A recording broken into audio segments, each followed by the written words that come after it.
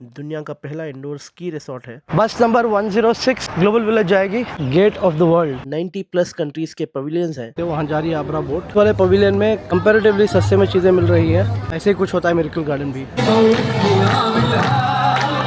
अभी फिलहाल एक फायर स्टेशन, इसके तो 3 अलग अलग पैटर्न हैं।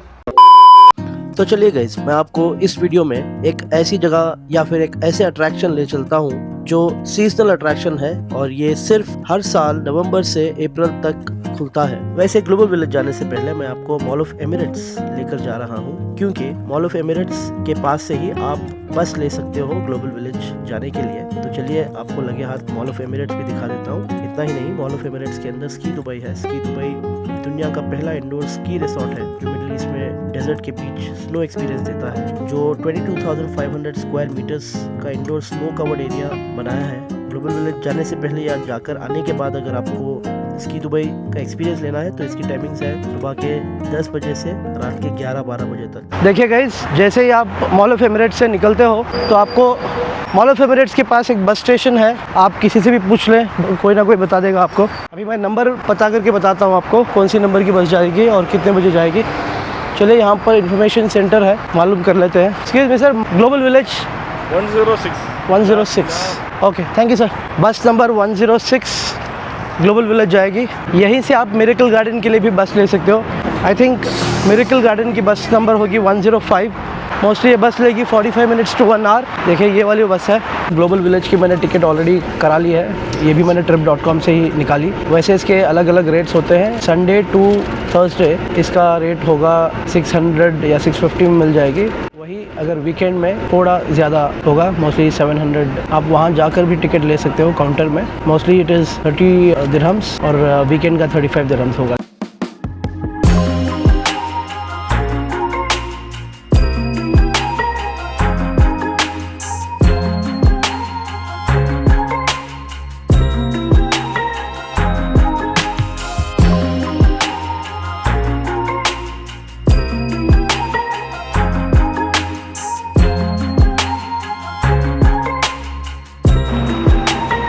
गाइस, मुझे लगा था 1 घंटा होगा पहुंचने के लिए, लेकिन 30-35 मिनट्स में पहुंच गए हम ग्लोबल विलेज। आप देख सकते हो, ये शाम का नज़ारा है ग्लोबल विलेज का। वापसी में भी आपको यहीं पर आएंगे, आपको बस मिल जाएगी मॉल ऑफ एमिरेट्स के लिए। देखिए आप सामने ग्लोबल विलेज का टैगलाइन क्या लिखा है, गेट ऑफ द वर्ल्ड। वो भी क्यों ना, क्योंकि इसके अंदर आपको ऑलमोस्ट पूरे दुनिया के पवेलियंस देखने के लिए मिल जाएंगे। मैं आपको दिखाता हूँ अंदर जाकर। और ये है यहाँ का टिकट काउंटर। अगर आपने टिकट नहीं ली है तो यहाँ जाकर ले सकते हो। यहाँ वेंडिंग मशीन्स भी हैं टिकट के लिए, और वेंडिंग मशीन में सिर्फ कार्ड्स चलेंगे, कैश नहीं चलेगा। अगर आपके पास कैश है तो यहाँ काउंटर पे जाकर आप टिकट ले सकते हो, क्योंकि टिकट है हमारे पास। हम आगे जाते हैं। इसका नाम है ग्लोबल विलेज। ये दुनिया का सबसे बड़ा कल्चरल, शॉपिंग और एंटरटेनमेंट डेस्टिनेशन है। इसकी खास बात यह है कि इसमें 90 प्लस कंट्रीज के पवेलियंस हैं, जहां उनकी कल्चर, हैंडीक्राफ्ट, फूड और प्रोडक्ट्स मिलते हैं। आप एक ही जगह पर डिफरेंट कंट्रीज का एक्सपीरियंस कर सकते हो। हर रोज live shows, concerts, street performances और कल्चरल प्रोग्राम्स होते हैं। दुनिया भर का ऑथेंटिक क्यूजीन एक ही जगह मिलता है। इसकी टाइमिंग है आफ्टरनून से लेट नाइट तक। तो गाइस, एंट्री ले ली है मैंने सिर्फ वाउचर अपना स्कैन कराया और मुझे एंट्री मिल गई। अनफॉर्चुनेटली मैं माइक अंदर ला नहीं पाया। अभी तो ठीक है, बट थोड़ी देर में जब यहाँ पर म्यूजिक चालू हो जाएगी हर एक पवेलियन की, तब बहुत दिक्कत होने वाली है, क्योंकि यहाँ पर भीड़ बहुत ज़्यादा है, तो आपको कुछ सुनाई नहीं देने वाला। यहाँ पे माइक अंदर ले जाने के लिए दिया नहीं इन्होंने। कोई बात नहीं, जितना हो सकता है उतना मैं इसी से वीडियो बना लेता हूँ। वैसे दोस्तों, ग्लोबल विलेज में आपको बहुत सारे पवेलियंस देखने के लिए मिलेंगे। पवेलियंस का मतलब हर एक कंट्री, जैसे हमारा इंडिया का एक पवेलियन होगा, पाकिस्तान का एक पवेलियन होगा, वैसे ही मोस्टली सारे कंट्रीज के पवेलियंस यहाँ पर होते हैं। कौन सी कंट्रीज के होते हैं ये भी मैं आपको दिखाऊंगा। उनके कंट्री का क्यूजीन, वहाँ पर जो भी फेमस चीज़ें होती है, क्लोथिंग, बहुत सारी चीज़ें आपको उनके पवेलियंस में देखने के लिए मिलेंगी। फॉर एग्जाम्पल, अभी पाकिस्तान में अगर कोई चीज़ें फेमस है, हम इंडियंस पाकिस्तान नहीं जा सकते, बट इनके पवेलियन में जाकर हम डेफिनेटली सारी चीज़ें ट्राई कर सकते हैं। खाने की चीज़ें हो गई, या खरीदने की, या पहनने की, जो भी चीज़ें फेमस है उन कंट्रीज़ में, वो हम सारी ट्राई कर सकते हैं। तो इनके अलग अलग पवेलियंस होते हैं हर एक कंट्री के, जो मैं आपको एक एक करके दिखाते हुए चलता हूँ। बहुत सारे एक्टिविटीज़ भी करे जा सकते हैं यहाँ पर। देखिए, एंट्रेंस के पास ही रोम का कोलोसियम देखने के लिए मिलेगा। यहाँ पर आईफिल टावर बना रखा है, यहाँ पे सिडनी का ओपेरा बना रखा है। सामने देख सकते हो यहाँ से पवेलियन स्टार्ट हो जाते हैं। शुरुआत में ही टर्की है, उसके बगल में पाकिस्तान, उसके बाद यूएई, इस तरफ राइट साइड की बात कर रहा हूँ मैं। उसके बाद है श्रीलंका और बांग्लादेश, और उसके बाद में है सीरिया।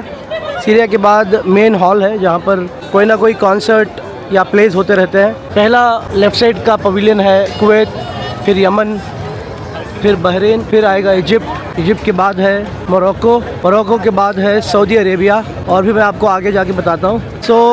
जितने भी पवेलियंस हैं इन सब के मैं नाम बता देता हूँ आपको। अगर आपको इंटरेस्ट है कंट्री वाइज आप जाकर पवेलियंस देख सकते हो। लेफ्ट लेने के बाद इस तरफ भी कुछ पवेलियंस हैं। यहाँ है इराक, इस इराक के बाजू में जॉर्डन, कतर का पवेलियन है, यहाँ है लेबनान का, यहाँ है ईरान का इंडिया के बाजू में, पर अफ्रीका का भी पवेलियन है, पर ओमान का पवेलियन है, यहाँ है अफगानिस्तान, और यहाँ पर कोरिया, अफ्रीका, अमेरिकाज और यूरोप के पवेलियंस भी हैं इस तरफ। मैं कुछ गिने चुने पवेलियंस के अंदर जाकर आपको दिखा रहा हूँ। यहाँ का पहला पवेलियन है टर्की का पवेलियन, के अंदर जाकर मैं दिखाता हूँ आपको।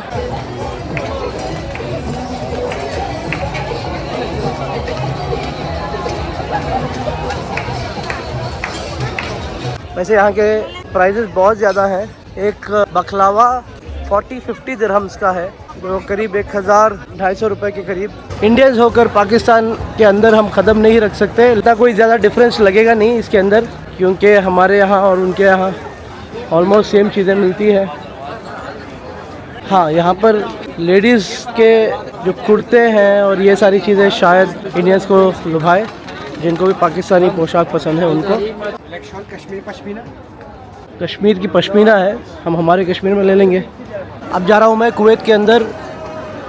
वैसे ये एक कंट्री है जो टूरिस्ट के लिए बहुत ही ज़्यादा मुश्किल कंट्री है, टूरिस्ट को ये वीज़ा नहीं देते, इसीलिए मैं आज तक कुवैत जा नहीं सका। चलिए कुवैत के पवेलियन हो आते हैं एटलीस्ट।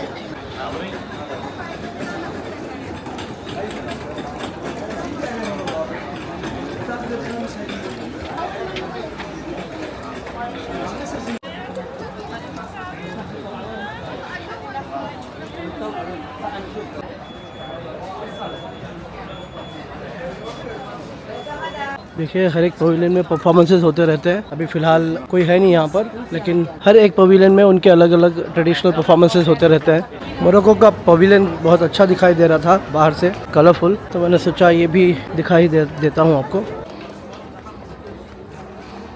तो आप ड्रेसेस बहुत अच्छे हैं मोरक्को में।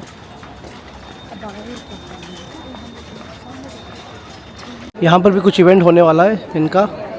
देखिए यहाँ पर बैठकर खाने के लिए इंतज़ाम किया गया है। बहुत सारे आउटलेट्स हैं यहाँ पर, आप किसी भी आउटलेट से जाकर लेकर यहाँ पर आकर बैठकर खा सकते हो।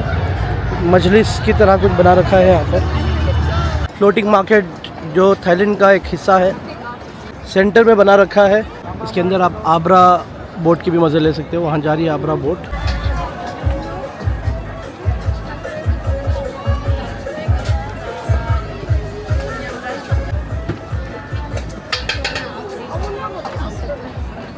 मैं ढूंढ रहा हूँ मैंगो स्टिकी राइस, जो बहुत ही अच्छी लगी मुझे थाईलैंड में। जब भी मैं थाईलैंड गया हूँ तो mango sticky rice definitely try किए हैं। आप थाईलैंड के पवेलियन में आएंगे तो mango sticky rice definitely try करिएगा। और यहाँ का mango out of the world. चले दोस्तों, चाइना के पवेलियन में भी हो आते हैं। वैसे चाइना के पवेलियन में मुझे सस्ती चीज़ें दिखाई दे रही है। हर कहीं 100 दिरहम्स एक पीस में मिल रहा था, यहाँ 3-4 पीसेस मिल रहे हैं 100 दिरहम्स में।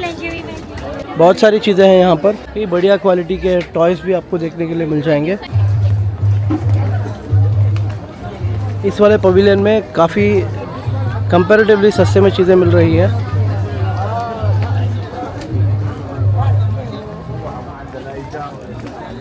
तो चाइना का पवेलियन एक्सप्लोर ज़रूर कर सकते हो आप। देखिए यहाँ मिरेकल गार्डन की तरह कुछ बना रखा है। वैसे मैं मिरेकल गार्डन आपको दिखा नहीं पाया इस बार, फिर भी अगर आपको मिरेकल गार्डन देखना है तो मेरे प्लेलिस्ट में जाकर देख सकते हो। मैंने वीडियो ऑलरेडी बना रखा है मिरेकल गार्डन का। यहाँ पे भी कुछ वैसा ही बनाया हुआ है, आप देख सकते हो। छोटा मिरेकल गार्डन कह सकते हैं आप इसको। एक रेप्लिका बनाया है बहुत छोटा वाला मिरेकल गार्डन का। ऐसे ही कुछ होता है मिरेकल गार्डन भी।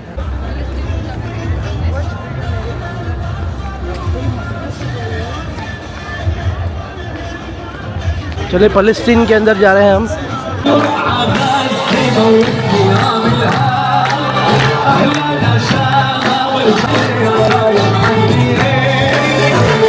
यहाँ पर आप राइड्स देख सकते हो, प्ले जोन है बेसिकली इस तरफ। ये पूरा यहाँ पर आपको बहुत सारे राइड्स देखने के लिए मिल रहे हैं। यहाँ पे देखिए, यहाँ मेन स्टेज है जहाँ पर परफॉर्मेंस होती रहती है हर आधे घंटे 1 घंटे में। यहाँ सिर्फ ये परफॉर्मेंस नहीं, बहुत सारे सेलिब्रिटीज़ भी यहाँ परफॉर्म कर चुके हैं। अभी फ़िलहाल एक फायर स्टेशन करके एक परफॉर्मेंस हो रही है।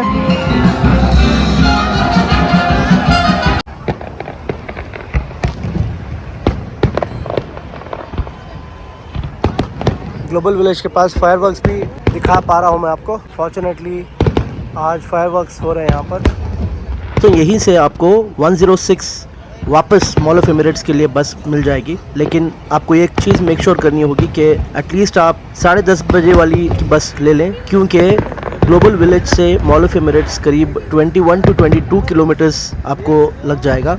अगर आपको ये चीज़ अवॉइड करनी है तो थोड़ा जल्दी बस ले लें, यहाँ से मॉल ऑफ एमिरेट्स पहुँच जाइए। उसके बाद आप मेट्रो लेकर अपने होटल के करीब के स्टेशन में जा सकते हैं। गाइस, ग्लोबल विलेज होने के बाद मैं आपको एक और चीज़ दिखाता हूँ। ये एक खाने की चीज़ है, इसका नाम है बी लबान। आपने बहुत सारे रील्स में इसको देखा होगा। करीम ऐप से मैंने ये ऑर्डर कर लिया है मेरे रूम में, खाकर बताता हूँ। अभी फ़िलहाल के लिए जो फेमस चीज़ें हैं, एक फ़ज़ी चॉकलेट केक है, दूसरा एक चॉकलेट बर्गर है। तो देखिए, ये है फ़ज़ी चॉकलेट केक, यहाँ है चॉकलेट बर्गर। 2 अलग अलग पैटीज़ हैं इसके अंदर, एक पिस्ता एक चॉकलेट के साथ एक चॉकलेट सिरप भी दिया है। पहले फ़ज़ी चॉकलेट ट्राई करता हूँ। बहुत बढ़िया टेस्ट है इसका, जितना हाइप है उतना ही टेस्टी है। देखिए गाइस, इतना बड़ा बर्गर है, इसके अंदर 3 अलग अलग पैटीज़ हैं। ये है पिस्ता वाला पैटी, ये है कुनाफा और ये है चॉकलेट। मुझे बर्गर से फ़ज़ी चॉकलेट ज़्यादा पसंद आया। बी लबान बेसिकली एक इजिप्शियन कॉन्सेप्ट वाले डेजर्ट्स आपको यहाँ खाने के लिए मिलेंगे। ये सिर्फ ये 2 नहीं, बहुत सारे हैं।